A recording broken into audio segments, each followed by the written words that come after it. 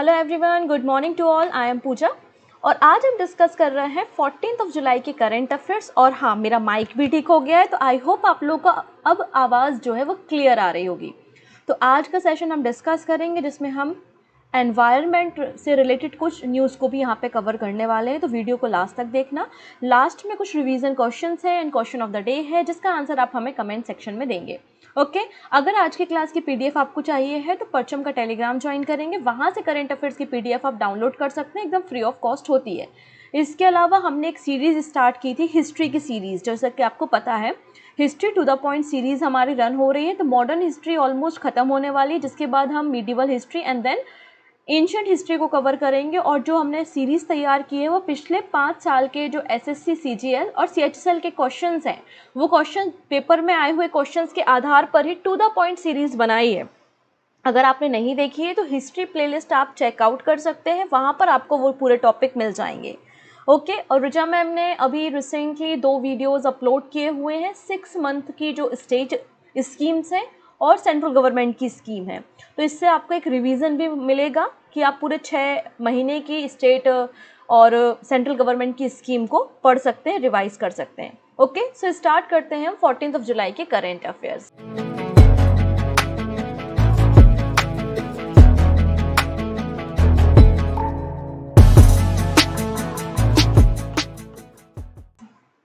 First number पे है अभिजीत चक्रवर्ती।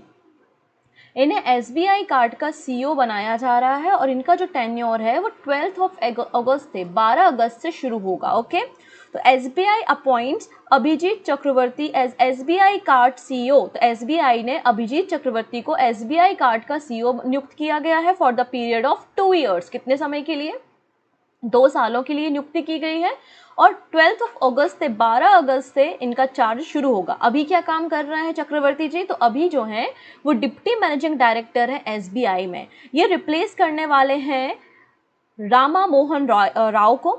रामा मोहन राव जो हैं अभी वो एसबीआई कार्ड के सीईओ हैं और ये मूव हो रहे हैं एसबीआई में, जिसके कारण उन्होंने इस्तीफा दे दिया है, रेजिग्नेशन दे दिया है, तो अभिजीत चक्रवर्ती उनको रिप्लेस करने वाले हैं।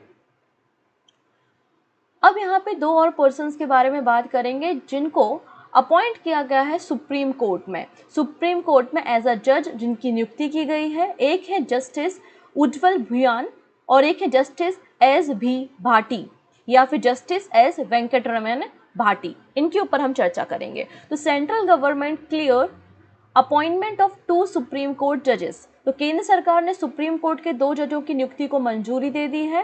पहले जज है जस्टिस उज्ज्वल भुवियान जो कि chief justice of Telangana high court इन्होंने सर्व किया है और अभी सुप्रीम कोर्ट में इनको अपॉइंट किया जा रहा है एज अ जज।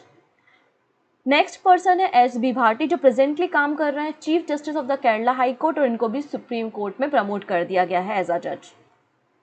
अब बात करेंगे हम कुछ स्टेट एंड नेशनल न्यूज़ पे। फर्स्ट है India gate it's 36 and Tamil Nadu it's first flying training school. तो यहाँ पे फ्लाइंग ट्रेनिंग स्कूल को आपको एक वर्ड दिखेगा एफटीओ। तो एफटीओ का मतलब यहाँ पे है कि फ्लाइंग ट्रेनिंग ऑर्गेनाइजेशन के बारे में हम बात कर रहे हैं। भारत का 36 नंबर का है और तमिलनाडु का पहले नंबर का फ्लाइंग ट्रेनिंग स्कूल है जिसे ओपन किया जा रहा है। तो director general of civil aviation के द्वारा अप्रूव किया गया है। इसका नाम है ICVI या ICVI air training organisation private limited, जो कि सेलम एयरपोर्ट तमिलनाडु में होगा। This will be the first flying training organisation in Tamil Nadu. और भारत में अब 36 आपके फ्लाइंग ट्रेनिंग स्कूल हो गए हैं जहां पे पायलट्स को ट्रेनिंग प्रोवाइड की जाती है, जिससे हमारे एविएशन इंडस्ट्री को हमारी कंट्री में हम और भी ज़्यादा प्रमोट कर सकें। This will provide aspiring pilots of Tamil Nadu training opportunity as per DGCA standard and contribute to the growth of aviation industry in the country। अब यहाँ पे एक टर्म यूज हुआ है विच इज DGCA, मतलब director general of civil aviation. तो इसके director general आपको विक्रम देव दत्त मिलेंगे। नेक्स्ट बात करते हैं एक लाइब्रेरी के बारे में या एक लिटरेसी हाउस के बारे में जिसे एज अ म्यूजियम कन्वर्ट करके टूरिज्म को बढ़ावा दिया जाना है। तो India literacy house in Lucknow to be tourist destination with a museum. तो लखनऊ का जो ये लिटरेसी हाउस है इसको एक पर्यटन स्थल के रूप में डेवलप किया जाएगा। ठीक है, ये फैसला लिटरेसी बोर्ड के द्वारा लिया गया है। The Indian Literacy Board proposed to set up a literacy museum at its premises, popularly known as the Literacy House in Lucknow. ये फैसला स्टेट टूरिज्म डिपार्टमेंट के द्वारा लिया गया है कि कैंपस के अंदर ही हम टूरिस्ट को अट्रैक्ट करने के लिए इस तरीके के म्यूजियम को डेवलप करेंगे। इसमें जो एंशिएंट समय में या पुराने समय में कैसे लोग एडुकेट होते थे, पढ़ाई करते थे, कौन से टूल्स थे, किस तरीके की बुक्स का यूज़ किया करते थे, किस तरीके के पिक्चर्स का यूज़ करते थे, पपेट्स का यूज़ करते थे, वो सारी चीज़ें इस म्यूज़ियम में रखी जाएंगी। इस म्यूज़ियम को 8 करोड़ के फंडिंग के साथ तैयार किया जा रहा है और इसके जो डिज़ाइनर या मतलब ये जो म्यूज़ियम तैयार किया जा रहा है, बिल्कुल जो एक आर्किटेक्ट है जिनका नाम है लॉरी बेकर, उनके ही डिज़ाइन से इंस्पायर होके इस म्यूज़ियम की डिज़ाइन की जा रही है। अब बात करते हैं इंडिया के लिटरेसी बोर्ड के बारे में। तो वेल्दी हुनसिंगर फिशर के द्वारा इंडियन लिटरेसी बोर्ड को सेटअप किया गया था लखनऊ में, जिसे लिटरेसी हाउस के नाम से जाना जाता है, 1956 में। उनका मकसद था इंडियन सोसाइटी को इनलाइटमेंट करना और उनको एडुकेट करना, और हमारी कंट्री में जो इलिटरेसी है उसको ख़त्म करने के लिए इसको बनाया गया था, जिसका मोटो क्या था? मोटो था, it is better to light a lamp than a curse the darkness. Obviously बात है, एक लैंप जला लो, अगर आप कोस रहे हो अंधेरे को, उससे तो बेहतर ही है। यही इसका मोटो है। नेक्स्ट बात करेंगे मिनिस्ट्री ऑफ स्टेट, डीपी मतलब है यहाँ पे Dinesh Pratap Singh, inaugurates Indian mango festival aamras in Russia. तो इंडिया के, यूपी के आम जो हैं वो रशिया पहुँच गए हैं। ओके अभी आप लोग ने देखा गूगल डूडल, देखा होगा ना, गोलगप्पे गूगल डूडल अभी चल रहा है, आई थिंक आप लोगों ने देखा होगा, नहीं देखा तो देखिएगा। ओके तो वैसे ही हम आमरस के बारे में बात कर रहे हैं, एक मैंगो फेस्टिवल। तो minister of state independent charge of Uttar Pradesh government Dinesh Pratap Singh और ambassador of India to Russia, Bharat के जो दूत हैं रशिया में जिनका नाम है पवन कपूर, उन्होंने इनॉग्रेट किया एंड पार्टिसिपेट किया इंडियन मैंगो फेस्टिवल आमरस मॉस्को रशिया में। मॉस्को जो कि कैपिटल है रशिया की, व्लादिमीर पुतिन यहाँ पे प्रेसिडेंट है और रूबल करेंसी चलती है। यहाँ पर जो फेस्टिवल था, यहाँ पे जो रशियन ऑडियंस थी उन्होंने अलग अलग वैरायटी ऑफ मैंगोज़ को एंजॉय किया, और ये जो मैंगोज़ की वैरायटी यहाँ पे प्रेजेंट की गई थी वो सारी वैरायटी यूपी से थी, उत्तर प्रदेश से थी। कौन कौन से थे आम? दशहरी आम, लंगड़ा आम, चौसा, आम्रपाली एंड मलिका, ये सारे आम थे। The festival was organise by the embassy of India with the support of Uttar Pradesh government, APEDA and Disha. अब यहाँ पे एक और नई रिपोर्ट पब्लिश हुई है जिसमें बताया जा रहा है कि वर्ल्ड की most powerful military force America के पास है, और भारत की जो मिलिट्री फोर्स है उसकी रैंकिंग 4th पोजीशन पे है। ठीक है, और सबसे नीचे नंबर पे है लीस्ट, तो आंसर हो जाएगा भूटान। टॉप है अमेरिका, भारत 4थे नंबर पे है, लीस्ट है भूटान। आइए अब पूरी रिपोर्ट को हम समझेंगे। तो United state has world most powerful military, इसके बाद रशिया की मिलिट्री है, एंड देन चाइना जो है वो 3rd स्पॉट पे है, और भारत की जो रैंकिंग है वो 4th प्लेस पे है according to the global fire power, a data website that track global defence related information. ठीक है, और जहाँ पे वीकेस्ट जो मिलिट्री फोर्स है वो भूटान की आपको देखने को मिलेगी। पाकिस्तान जो है वो टॉप 10 में 7th पोजीशन पे है। अगर हम टॉप 5 कंट्रीज देखते हैं जिनके पास मोस्ट पावरफुल मिलिट्री है, तो वो यूएसए, रशिया, चाइना, इंडिया और यूके हैं। अगर मैं बात करूँ 5 ऐसे नेशंस के बारे में जिनके पास लीस्ट पावरफुल मिलिट्रीज हैं, तो वो Bhutan, Benin, Moldova, Somalia and Liberia है। ओके नेक्स्ट बात करते हैं, union minister Sarbananda Sonowal inaugurates DGNSS Sagar Sampark. अब ये क्या पिक्चर है? तो सबसे पहले ये जो वर्ड लिखा है ना DGNSS, इसका मतलब होता है differential global navigation satellite system. Differential global navigation satellite system जिसका नाम है सागर संपर्क, इसको लॉन्च करते हुए दिखाई दे रहे हैं पिक्चर में सर्बानंद सोनोवाल, जो कि मिनिस्ट्री ऑफ पोर्ट्स को संभालने का काम करते हैं। ओके है, तो union minister of ports Sarbananda Sonowal inaugurate the indigenous differential global navigation satellite system Sagar Sampark. इससे जो शिप्स होती हैं उनको एक्यूरेट इन्फॉर्मेशन मिलेगी, वो समुद्र में, सी में डायरेक्टली और इजीली नेविगेट कर पाएंगी। सेफ नेविगेशन को प्रोवाइड करने के लिए सागर संपर्क को लॉन्च किया गया है। अब कुछ बातें हम यहाँ पे इस differential global navigation satellite system के बारे में बात करें तो पहली बात ये मेड इन इंडिया है। पूरी तरीके से कंप्लीटली इसको भारत में बनाया गया है। इसका मकसद है कि जो हमारे ग्लोबल नेविगेशन सैटेलाइट सिस्टम है उसको और भी ज़्यादा करेक्ट करना, एक्यूरेट करना और एरर फ्री करना है, जिससे जो मरीन लाइफ है या फिर जो शिप के कैप्टन्स होते हैं उनको नेविगेशन करने में मदद मिलेगी, एक्सीडेंट्स को, कोलिजन को के रिस्क को रिड्यूस किया जा सकता है। अच्छा, अब यहाँ पर देखेंगे ज़रा इस मैप को। यहाँ पर इस मैप में ये एक पोर्ट है, यहाँ पर एक पोर्ट है, ठीक है ना, VISL पोर्ट आपको दिखाई दे रहा होगा। और ये जो पोर्ट है यहाँ से एक टनल बनाई गई है और ये टनल कनेक्ट होती है रेलवे स्टेशन को, दिखाई दे रही है, लगभग 9 किलोमीटर की ये टनल है। इसी टनल के ऊपर आज हमें चर्चा करनी है। ये इंडिया की 3rd नंबर की लार्जेस्ट टनल है। 3rd नंबर की लार्जेस्ट टनल आपको मैंने अभी स्क्रीन पे दिखाई है। Okay, India's Vizhinjam railway tunnel adopt Austrian tunnelling method. तो इस टनल को बनाने के लिए ऑस्ट्रियन टनलिंग मेथड को एडॉप्ट किया गया है। ये 3rd लॉन्गेस्ट रेलवे टनल है भारत की। इसको नई ऑस्ट्रियन टनलिंग मेथड से तैयार किया जा रहा है। ये टनल जो है वो कनेक्ट करती है, अभी तो अंडर कंस्ट्रक्शन है, ये कनेक्ट करेगी किसको, तो विंझीजम जो इंटरनेशनल सी पोर्ट तैयार किया जा रहा है अडानी पोर्ट के द्वारा, और ये रेलवे मेन लाइन को कनेक्ट करेगी तिरुवनंतपुरम से। तो बेसिकली पोर्ट को कनेक्ट कर रही है रेलवे लाइन के साथ। अगर इंडिया की लार्जेस्ट हम रेलवे टनल के बारे में बात करें तो वो है आपकी 12.75 किलोमीटर की T49 टनल, जिसको बिल्ड किया गया है as a part of Udhampur Srinagar Baramulla rail link. चलिए, अभी पिक्चर आप अच्छे से थोड़ा देखिए। अब हम एनवायरनमेंट का एक छोटा सा टॉपिक आपको डिस्कस कर रहे हैं। मैं आपको बता रही हूँ इस क्लाउड के बारे में। ये जो क्लाउड आपको दिख रहा है ना, इस चक्र बनाते हुए, और जहाँ जहाँ जा रहा है बारिश लेके जा रहा है, जहाँ जहाँ जाता है ये थंडर स्टॉर्म तूफान लेके आता है। इस क्लाउड के ऊपर हम चर्चा करने वाले हैं। इस क्लाउड का नाम है सेल्फ क्लाउड। इस क्लाउड का नाम क्या है? Self cloud. हमारे घरों में सेल्फ होती है जिसके ऊपर बुक्स वगैरह रखी होती है ना, वो जिस हॉरिजॉन्टल पैटर्न में आप बुक्स को रखते हो ना, उसी तरीके से पतले पतले हॉरिजॉन्टल फॉर्म में ये क्लाउड फॉर्म होते हैं। और हॉरिजॉन्टल क्लाउड फॉर्म होने के साथ साथ ये हॉरिजॉन्टली रोटेट भी होते हैं। इन्हें हम सेल्फ क्लाउड कहते हैं। अभी क्लाउड अभी रिसेंटली उत्तराखंड में देखे गए। उत्तराखंड के हरिद्वार में इन्हें देखा गया और इनका नाम है सेल्फ क्लाउड। इनका फॉर्मेशन कैसे होता है, तो आइए इसके फॉर्मेशन पे हम चर्चा करेंगे। तो ये है भारत का peninsula area, Indian peninsula area.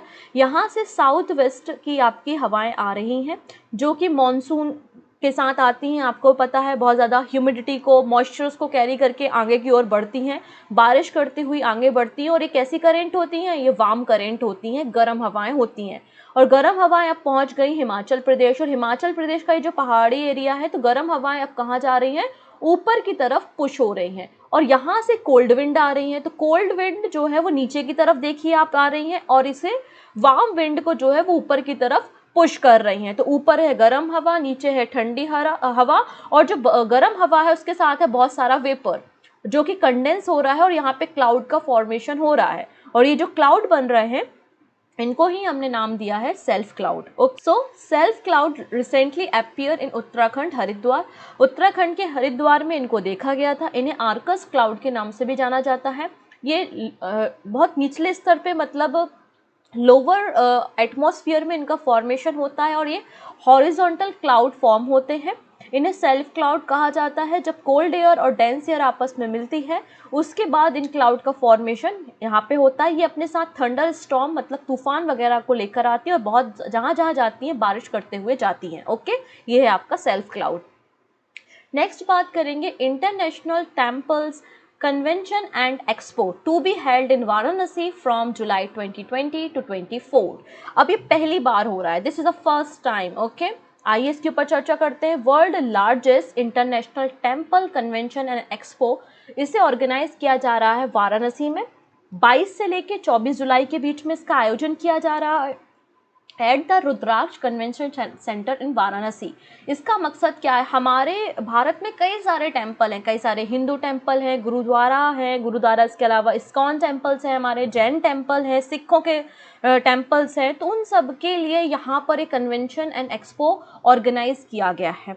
Conceive by the temple connect India, it is a world first event solely dedicated to management of temple. किस तरीके से टेम्पल का मैनेजमेंट करना है, किस तरीके से टेम्पल का गवर्नेंस रन होगा और किस तरीके से हम टेम्पल के इकोसिस्टम को पूरे वर्ल्ड में तैयार कर सकते हैं, प्रेजेंट कर सकते हैं।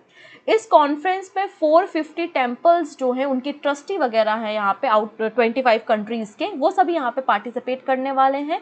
इसमें हिंदू टेम्पल्स के अलावा गुरुद्वारा, सिख, बुद्धिस्ट और जैनिज्म जो ट्रस्टी हैं, टेम्पल के ट्रस्टी हैं, उन सबको भी इस एक्सपो में इन्वाइट किया गया है। इस कॉन्फ्रेंस को इनॉग्रेट करेंगे RSS चीफ मोहन भागवत 22 जुलाई को। कहाँ पर? रुद्राक्ष कन्वेंशन सेंटर पे। ये पहली बार इस तरीके का एक्सपो ऑर्गेनाइज किया जा रहा है बाय द टेम्पल कनेक्ट। ये 3 दिन चलने वाला इवेंट है, 3 डेज तक चलेगा as a part of incredible India campaign. और किसके द्वारा ये एक्सपो ऑर्गेनाइज किया जा रहा है? तो मिनिस्ट्री ऑफ टूरिज्म के द्वारा। यहाँ पर डिस्कशन किया जाएगा development, empowerment of temple management, operation and administration will be discuss. यहाँ पे जो की एरियाज होंगे वो ये रहेंगे कि मंदिर में जो लोग आते हैं तो क्राउड को कैसे मैनेज करें, crowd management, solid waste management कैसे किया जा सके और किस तरीके से बेसिक फैसिलिटीज़ हैं उनको इम्प्रूव किया जा सके। ये बेसिक थीम होंगी जिन पे यहाँ पर डिस्कशन होने वाला है। नेक्स्ट है largest display of Lambani item Guinness world record. अभी देखिएगा 3rd नंबर की G20 कल्चर वर्किंग ग्रुप की मीटिंग हुई थी हम्पी कर्नाटका में, और वहाँ पर एक बहुत अधिक संख्या में यहाँ पे डिस्प्ले किया गया लंबानी आइटम्स को। तो इन लंबानी आइटम्स के जो लार्जेस्ट डिस्प्ले किया गया था, इसे Guinness world book of record में शामिल किया है। इन्होंने हिस्ट्री क्रिएट कर दी है। यहाँ पे 450 वीमेन आर्टिस्ट के द्वारा यहाँ पे लंबानी जो कम्युनिटी है कर्नाटका की, वो सभी लोगों ने मिलकर यहाँ पे एम्ब्रॉयडरी पैचेस तैयार किए थे और जिनको यहाँ पे शो किया गया था, जिसके बाद इन्हें Guinness world book of record में शामिल किया गया है। अभी जो पैचेस तैयार किए जाते हैं, कलरफुल थ्रेड्स हो गए, कांच होता है ना, ग्लास से छोटे छोटे ब्यूटीफुल ग्लासेस और ब्यूटीफुल फैब्रिक के जरिए इन छोटे छोटे पैचेस को बनाया जाता है और फिर इनको आपस में कनेक्ट किया जाता है। ये जो एम्ब्रॉयडरी है ना, इसे GI सर्टिफिकेशन भी मिला हुआ है, इसे GI टैग भी मिला हुआ है। अगर मैं लंबानीज के बारे में बात करूँ तो इन्हें बंजाराज भी कहा जाता है, मतलब एक जगह नहीं रहते, अपने रोजगार के लिए एक जगह से दूसरी जगह जो मूव होते रहते हैं। मोस्टली ये पाए जाते हैं Telangana, Andhra Pradesh and Karnataka state of the south India. Lambanis कहाँ पाए जाते हैं? साउथ इंडियन स्टेट में पाए जाते हैं। नेक्स्ट है France will join Britain in supplying long range scalp missile to Ukraine. अभी देखिएगा नेटो की कॉन्फ्रेंस हुई, राइट? नेटो का भी रिसेंटली समिट हुआ था, अलायंस का समिट हुआ था लिथुआनिया में, और यहाँ पे जो नया मेंबर था फिनलैंड, उन्होंने भी नेटो को यहाँ पे ज्वाइन करके इस मीटिंग में पार्टिसिपेट किया था। और नेटो का जो फॉर्मेशन है वो 1949 में हुआ था बेल्जियम में। अब यहाँ पे पहले ब्रिटेन जो था वो इक्विपमेंट प्रोवाइड कर रहा था यूक्रेन को, लेकिन अब उसे ज्वाइन कर लिया किसने? फ्रांस ने भी। So France president Emmanuel Macron has inform that France would join Britain in supplying long range scalp missile to the Ukraine को पावर देने के लिए, रशिया को काउंटर करने के लिए और यूक्रेन की मिलिट्री को और स्ट्रॉन्ग करने के लिए फ्रांस और ब्रिटेन जो है वो स्कल्प मिसाइल को देंगे यूक्रेन को। ये जो मिसाइल है ये इसमें GPS होता है और इसके अलावा ये प्री सेट टारगेट सिस्टम होती है। टारगेट आपने सेट कर दिया, इस मिसाइल को दाग दिया और भूल जाओ, ये अपने टारगेट को हिट करके ही लौटेगी। तो ये सारी मिसाइल्स यूक्रेन को दी जा रही हैं by the France and Britain. Next है यूनाइटेड नेशन की एक रिपोर्ट, जो कि एक अच्छी रिपोर्ट है। इस रिपोर्ट में बताया गया है कि 415 million people exit poverty in India in 15 years. तो यूनाइटेड नेशन ने एक रिपोर्ट पब्लिश की जिसमें कहा गया कि पिछले 15 सालों में भारत में 415 मिलियन लोग ऐसे हैं जिन्होंने पॉवर्टी से बाहर आए, मतलब जिन्होंने गरीबी से बाहर आए, जो कि BPL के ऊपर आए, आप ऐसा भी समझ सकते हैं। पूरी बात करेंगे हम। According to the latest global multi dimension poverty index MPI by the UNDP। तो पहला क्वेश्चन बन गया कि मल्टी डायमेंशन पॉवर्टी इंडेक्स कौन रिलीज करता है? यूनाइटेड नेशन डेवलपमेंट प्रोग्राम इसे रिलीज करता है। इसमें बताया गया कि around 415 million people exit poverty within a span of just 15 years between the 2005 to 2021 in India. ये बात यहाँ पे कही गई है। बोला जा रहा है कि पिछले 15 सालों में भारत से 415 मिलियन लोग जो है वो पॉवर्टी से बाहर आए हैं। India is also one of the 25 countries that have successfully half their global MPI value within 15 years. ये बात भी यहाँ पे कही गई है। नेक्स्ट बात करते हैं एलॉन मस्क के बारे में। इन्होंने एक नई कंपनी बना ली है, एक नई फर्म बना ली है जो कि आर्टिफिशियल इंटेलिजेंस फर्म है, जिसका नाम है XAI। जैसे कि स्पेस एक्स से एक्स आया है, XAI। ओके, तो यहाँ पे Elon Musk launches artificial intelligence firm XAI को इन्होंने लॉन्च किया और इस फर्म को रजिस्टर भी करा दिया है। इसके अलावा एलॉन मस्क के आपको पता ही होंगे कई सारे काम है, जैसे कि CEO हैं ये टेस्ला के, स्पेस एक्स के CEO हैं, ओनर हैं ये ट्विटर के, और जो माइक्रोसॉफ्ट का OpenAI है उसमें भी इन्वेस्टर है ये। ओके, नेक्स्ट है a new campaign for banks under agri infra fund launch. तो एग्री इंफ्रा फंड के तहत बैंकों के लिए एक नया अभियान शुरू किया है, एक नया कैंपेन शुरू किया है और ये पूरा कैंपेन 1 मंथ चलने वाला है। 15 जुलाई से लेके 15 अगस्त के बीच में ये कैंपेन रन हो रहा है। ये information ministry of agriculture secretary Manoj Ahuja ने दी है। तो मनोज आहूजा कौन है? कृषि मंत्रालय में सचिव के रूप में काम करते हैं और इन्होंने बताया है कि एक लॉन्ग कैंपेन रन हो रहा है for banks under agri infra fund, जो कि 15 जुलाई से स्टार्ट होगा 15 अगस्त के बीच में। इस कैंपेन के लिए 70 to 100 करोड़ रुपए का टारगेट रखा गया है और इसका मकसद क्या है? इसका मकसद है कि 1 लाख करोड़ मतलब 1 lakh crore agriculture infrastructure fund for the creation of necessary infrastructure in the farm sector. तो फार्म सेक्टर में जो नेसेसरी इंफ्रास्ट्रक्चर की ज़रूरत है जिससे किसानों की यील्ड इंक्रीज़ हो, प्रोडक्शन इंक्रीज़ हो, तो जो हमें यहाँ पे ज़रूरत है, रिक्वायरमेंट है इंस्ट्रूमेंट्स की, उसके लिए ये फंड बनाया गया है। अब ये जो एग्रीकल्चर इंफ्रा फंड है इसको 8 जुलाई 2020 को लॉन्च किया गया था। अब इस पूरे कैंपेन का टाइटल क्या है? तो टाइटल है भारत। टाइटल क्या है? भारत। तो अगर पूछा जाए कि एग्री इंफ्रा फंड जो लॉन्च किया गया है, जो कैंपेन लॉन्च किया गया है, उसका थीम क्या है या कैंपेन का टाइटल क्या है, तो आपको पता होना चाहिए भारत है।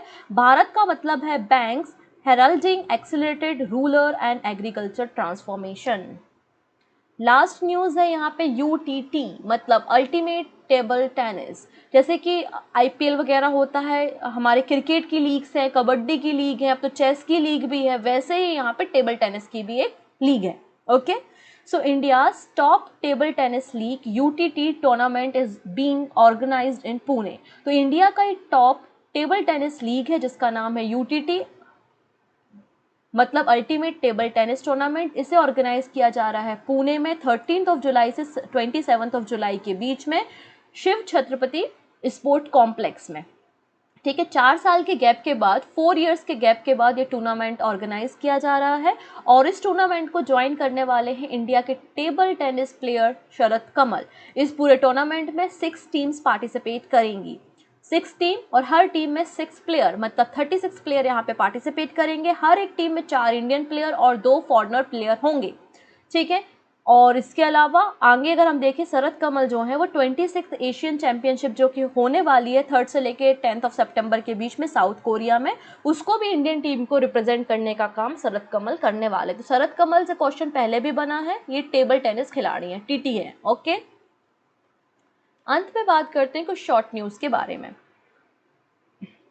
सबसे पहली न्यूज़ है, ये जो पिक्चर आपको दिखाई दे रही है, ये पिक्चर है रिकी कोले की। ये पहली ट्रांसजेंडर है नीदरलैंड की जिन्हें मिस यूनिवर्स नीदरलैंड बनी है। तो Rikkie Kolle is the first transgender women to win Miss Universe Netherland. Next है, अगले जो पर्सन है उनका नाम है निषाद कुमार। इन्होंने सिल्वर मेडल जीता है para athletics world championship 2023 in Paris. India host करने वाला है ASEAN countries conference on traditional medicine 20 जुलाई को।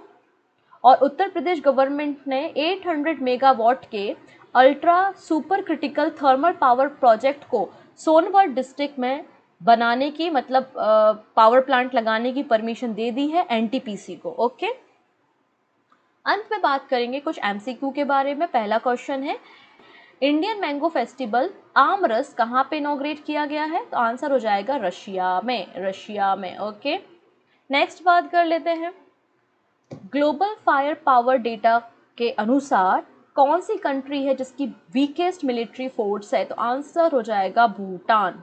ओके, टॉप है USA. According to the Goldman शेल्स रिपोर्ट, इंडिया कब तक सेकेंड लार्जेस्ट इकोनॉमी बन जाएगी पूरे वर्ल्ड की? तो 2075 तक, 2075 तक। The Indian literacy board propose to set up literacy museum at its premises. कहां पर? आंसर हो जाएगा Lucknow. Sheikh Talal Fahad Al Ahmad Al Sabah of Kuwait इन्हें रिसेंटली किस ऑर्गेनाइजेशन का प्रेसिडेंट बनाया गया है? तो Olympic Council of Asia. Option number B is the right answer. Next है, यहाँ पे अभी 15th नंबर की जो जीएसटी काउंसिल की मीटिंग हुई थी उसमें ऑनलाइन गेमिंग के लिए जीएसटी कितना डिसाइड किया गया है? तो 28%। 28%, option D. This is the question of the day. Recently prestigious Lokmanya Tilak award 2023 किसे दिया गया है? 4 ऑप्शन है, जगदीप धनकर, राहुल गांधी, डीवाई चंद्रचूड़ एंड नरेंद्र मोदी। तो जो भी सही आंसर होगा वो आप हमें कमेंट में दीजिएगा। बाकी सारी बातें आने वाले सेशन में करते हैं। आई होप आप लोग ने एंजॉय किया होगा। So take care and bye bye.